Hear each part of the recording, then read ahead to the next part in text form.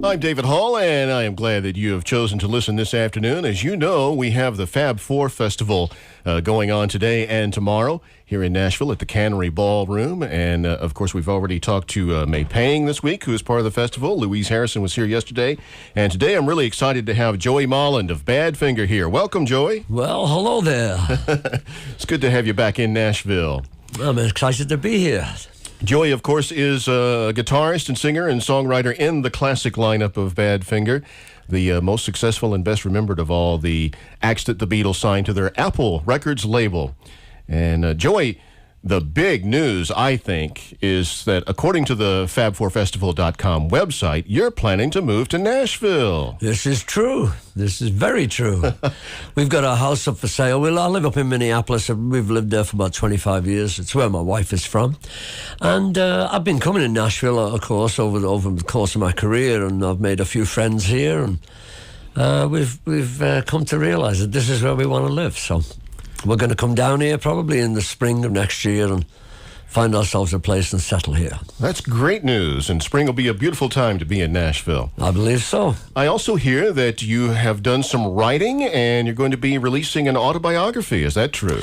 Yeah, we've got a couple of books. One is the Badfinger years, and I've done another one which is kind of my entire life story.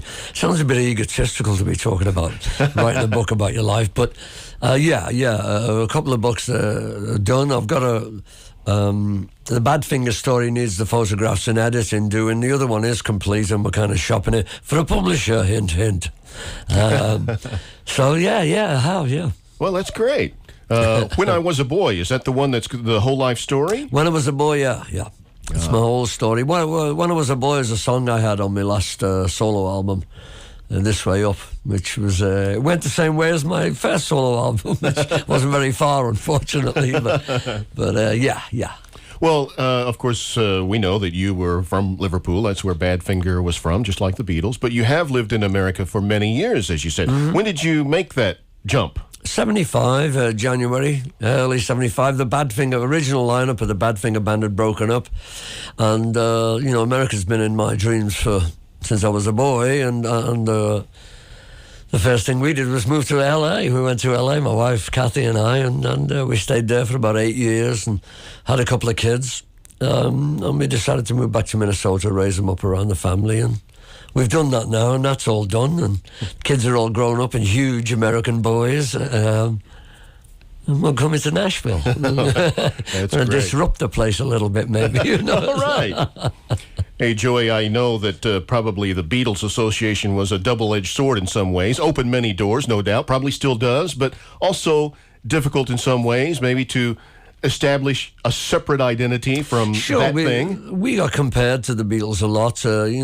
Tommy and I especially, Tommy and I were born in Liverpool, both of us, and we had all the same influences as the Beatles, and then we had the Beatles as well, of course. They were like a generation ahead of us. So the stuff we do, the music we wrote, and the music I still write to a certain extent, was very influenced and had all those same ingredients in, like bridges and harmonies and, stuff. So, we got a lot of comparisons to the Beatles, and it was difficult to deal with at first, but you come to realise that I think we're all the same as each other, all as musicians out here, whether you're from Nashville or you're from Detroit or you're from, California. We all had that same rock and roll stuff. We all loved Elvis and Little Richard and Jerry Lee Lewis and all the rest of them, and that all comes out in our songs. And so, we sound like the Beatles, and we sound like Elvis, and we sound like Little Richard, and we sound like Chuck Berry. Okay. Well, obviously, you've come to terms with it, and the Beatles connection particularly, and because I know that you have participated in some past Fab Four Fest here in Nashville. I remember the year that you were here, and Mark Hudson was also here. Now, when you put you two cut-ups in the same room together, there's trouble, I think. Mark's a funny guy, and I could never get over that little blue and red beard that he had. It was kind of bizarre. It reminded me of Todd Rundgren, But we have a lot of fun. But Bill and the lads, the long players, doing a different record now and again, and that's one of the things I'm looking forward to coming here. I've met a lot of guys like Bill, and playing with these fellas is a lot of fun. Great singers, great players. We all like the same kind of music, so it's a lot of fun. Yeah, I should mention that's one of the things that you're going to be doing at the Fab Four Festival, which starts today. I guess it's actually underway now, and there will be panel discussions tomorrow that I've referred to with the visit from May Pang and Louise Harrison, and your wife Kathy is going to be part of that, the women behind the Beatles. And then you're doing a panel discussion also tomorrow with some other guys about performing and recording with the Beatles. Yep. And then you'll do the In the Round session, which those are all, I always love to see those. You've got Bill it's a Lloyd bit of fun, and, isn't it? yeah, Marshall Crenshaw, Buzz Cason, and Gary Burr along with Bill. Yeah. And then the long players performing Abbey Road tomorrow night. That's going to be great. Yeah, I'm roped in on that. I'm going to be doing Golden Slumbers. And it's like I was saying before, you sing these songs around the house, but it's another thing to get up in front of the people and try and sing them good. Yeah. You know, so we were rehearsing last night. It sounded good. The guys have got it together, so looking forward to it. Joey, last night I rewatched the Badfinger DVD that came out about 10 or 11 years ago for the first time in a while, and I'd forgotten that Kathy was on there too. They got some of her. She has a unique perspective on all of this as well, you know. Sure. She got to sit around while we were working down in the studio over a hot guitar. Kathy was sitting up there doing a bit of embroidery and talking to George about stuff. And you know, George is a regular bloke.